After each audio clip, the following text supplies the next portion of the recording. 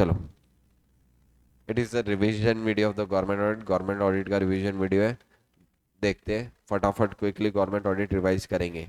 सबसे पहले अगर तुमको ध्यान हो तो government audit is examination of किसका, बोलो, फाइनेंशियल एडमिनिस्ट्रेटिव एंड ऑपरेशंस किस of public entity. Public entity का है क्या, बोलो रे। यस, इसमें क्या करेंगे अपन, इवेलुएट ऑन वेरीफाई करेंगे किसको, financial administrative and other operations of public entity को। अच्छा, उसके बाद रिपोर्ट में दो बातें क्या है, रिपोर्ट देंगे, रिपोर्ट में कंक्लूजन एंड रिकमेंडेशन, और रिपोर्ट में मैं मेरा ओपिनियन दूंगा क्या। यस, उसके बाद कितने ऑब्जेक्टिव है बोलो गवर्नमेंट ऑडिट के, चार। Accounting of public fund, appraisal of government policies. अच्छा, करेक्टिव एक्शंस लेना है तो उसका बेसिस फॉर्म होगा क्या, ऑडिट से, बोलो रे।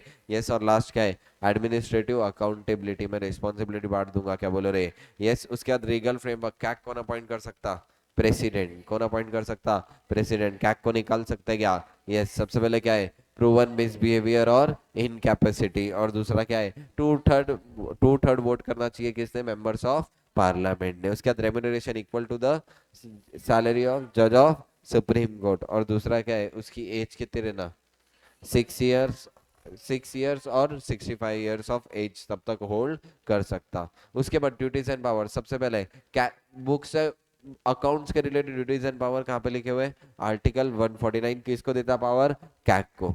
आर्टिकल 150 में क्या लिखा हुआ है, अकाउंट्स जो भी है, अकाउंट्स किसके हिसाब से बनने चाहिए, प्रिस्क्राइब बाय द प्रेसिडेंट, लेकिन प्रेसिडेंट किससे एडवाइस लेगा, कैग से। और लास्ट के आर्टिकल 151 क्या बोलता, रिपोर्ट करो, किसको रिपोर्ट करेंगे, तो बोलो, कैग, प्रेसिडेंट या फिर गवर्नर। स्टेट वाला केस है तो गवर्नर, पूरा यूनियन का केस है तो प्रेसिडेंट। ठीक है, इनको रिपोर्ट करेंगे। उसके बाद और क्या है, कैग को अपनी रिपोर्ट पब्लिश करनी पड़ेगी क्या, यस। पब्लिक पब्लिश क्यों कर रहे हैं, क्योंकि उसके ऊपर अपन पब्लिक ओपिनियन मांगेंगे। जमरा क्या होगा, यस। उसके बाद ड्यूटीज ऑफ कैग पढ़े थे। सबसे पहली ड्यूटी क्या है, बुक्स ऑफ अकाउंट्स को कंपाइल करना, और किसको दे देना, वो प्रेसिडेंट या फिर गवर्नर का। जम रहा क्या। उसके बाद जनरल बातें थी, 3 बार था, audit and report, audit and report, audit and report. सबसे पहले ऑडिट एंड रिपोर्ट क्या है, एक्सपेंडिचर के बारे में ऑडिट एंड रिपोर्ट करो। एक्सपेंडिचर कहाँ से होगा, सीएफआई अपना हंडा क्या था, कंसोलिडेटेड फंड्स ऑफ इंडिया। ठीक है, उसके बाद ऑडिट एंड रिपोर्ट क्या है, ट्रांजैक्शंस फ्रॉम कहाँ से, कंटिजेंसी फंड और पब्लिक फंड। और उसके बाद क्या, ऑडिट एंड रिपोर्ट ऑन क्या है, accounts kept by the department of union and state. जमरा क्या है, यस। उसके बाद जो भी receipt and expenditure substantially financed है किससे, सीएफआई से, स्टेट से या फिर यूनियन टेरिटरी से, तो वो रिसिप्ट एंड एक्सपेंडिचर का भी ऑडिट, वो रिसिप्ट एंड एक्सपेंडिचर का ऑडिट डिटेल में कौन करेगा, कैग करेगा। लेकिन सब्सटेंशियली फाइनेंस मतलब क्या, 25 लाख या उससे ज्यादा, या फिर क्या है, not less than 75% of total expenditure. Total expenditure का 75% अगर फाइनेंस रहे तो वापस से उसको मैं क्या बोलूंगा,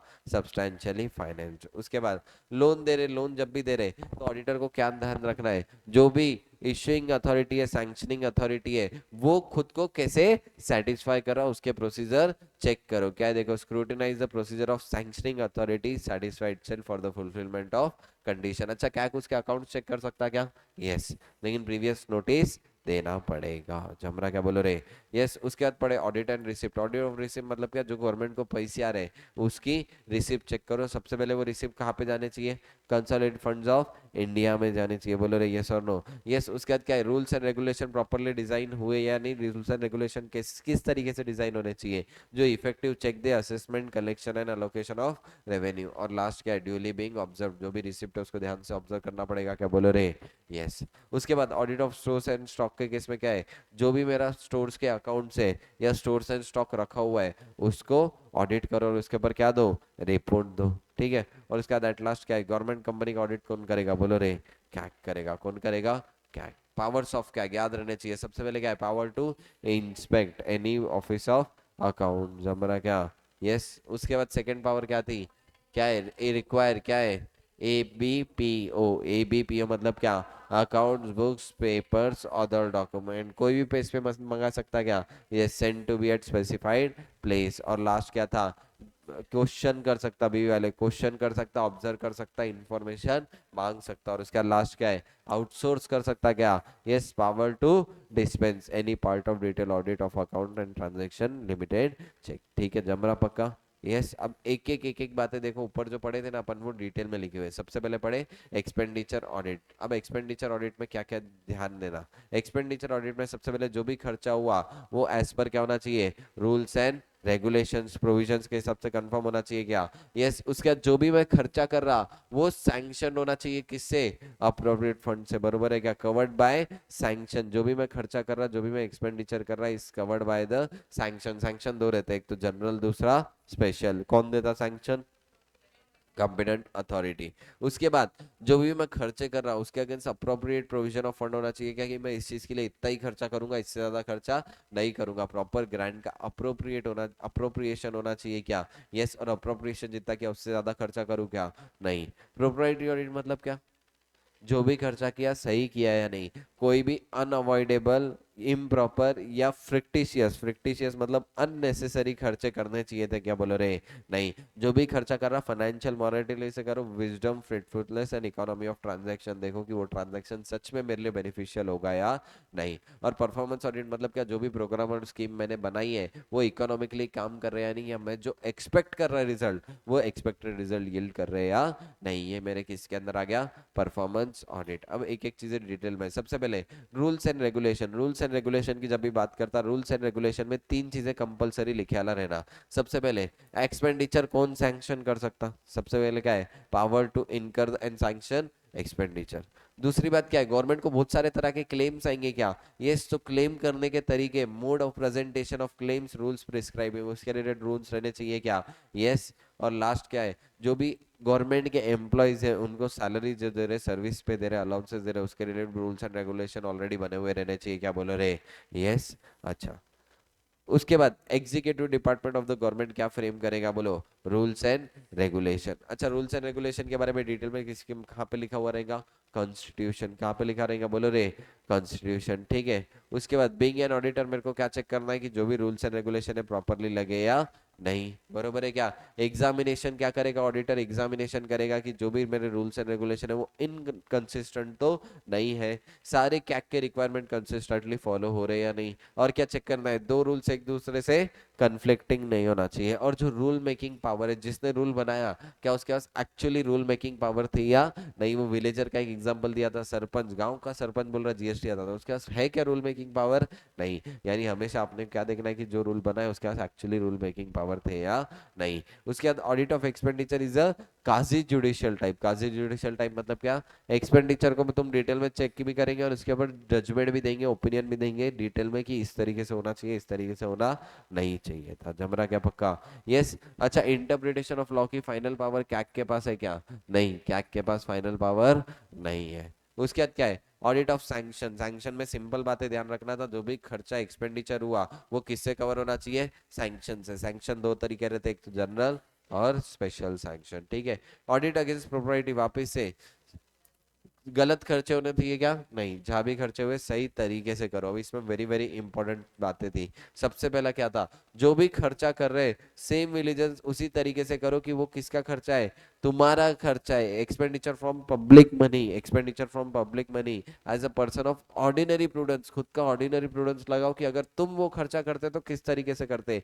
in respect of expenditure of own money. तुम खुद खर्चा करते तो कैसे करते। उसके बाद जो भी एक्सपेंडिचर हुआ, जो भी एक्सपेंडिचर हुआ किसी के ओन एडवांटेज के लिए होना चाहिए क्या, नहीं। सीएम के बेटी की शादी करा रहे, पब्लिक एक्सपेंडिचर से होना चाहिए क्या, नहीं, ओन एडवांटेज के लिए होना चाहिए क्या, नहीं। और उसके बाद क्या, should not be utilise for the benefit of particular person, कोई पर्टिकुलर पर्सन के बेनिफिट के लिए यूटिलाइज होना चाहिए क्या, नहीं। लेकिन उसके कुछ एक्सेप्शन है, अगर खर्चा छोटी मोटी अमाउंट है, अमाउंट इनसिग्निफिकेंट है, कोर्ट ऑफ लॉ नहीं बोल दिया करो तो करो, कोई पॉलिसी बनी हुई है, या फिर मैं मेरे एम्प्लॉयज को अलाउंसेस दे रहा, तो ये केस में मैं कर सकता क्या, बोल रहे पर्टिकुलर पर्सन के लिए खर्चा, यस। उसके बाद जो भी मेरे को ग्रांट मिला उसका प्रॉपरली क्या करो, अप्रोप्रिएशन ऑफ फंड्स करो। जो भी अप्रोप्रिएशन करा उससे ज्यादा खर्चे होने चाहिए क्या, नहीं। Expenditure should not exit the appropriation made, ये क्या हो गया, audit against provision of fund.